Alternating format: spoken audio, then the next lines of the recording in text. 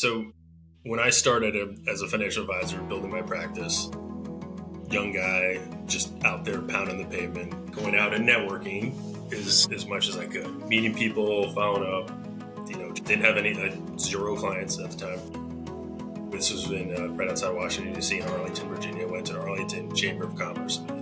Sat down, and it was a guy there was a photographer. His name was Howard. And we started chatting and kind of hit it off. And I see him a couple times, and then we're just friendly and having a good conversation.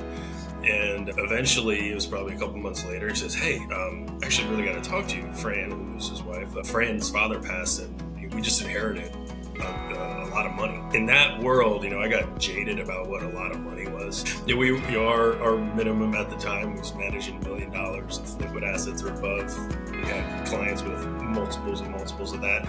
And so I'm like, wow, this sounds great. So we said, well, hey, we'd love to help you. Let's have a conversation. So a couple weeks later, go by, they come to the office, they bring the statements in of what they got. And it was a lot of money to a lot of people, but it wasn't enough to meet our minimums. It was actually quite below our minimums. But I really loved these folks, and they needed good advice. And so I talked to my manager at the time, and we brought them on board, even though they didn't quite mean it. We gave them the white glove service as if they had $100 million. And we did everything. We just treated them right. They were thrilled, gave them the peace of mind, did everything right. Okay, great relationship. My first client, we're doing everything right by them.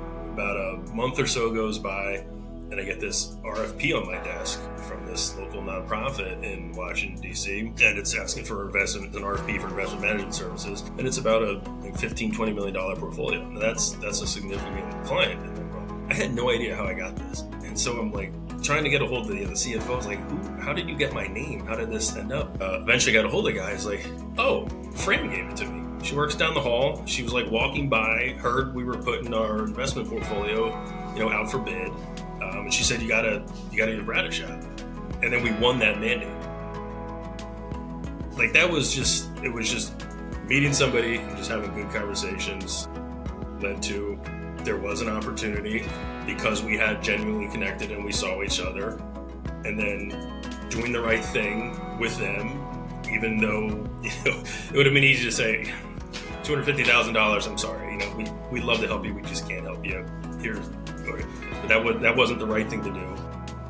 Doing the right thing there, and that was my first kind of real big win. But it was all these things. If you couldn't connect those dots, months prior, you just would have never known.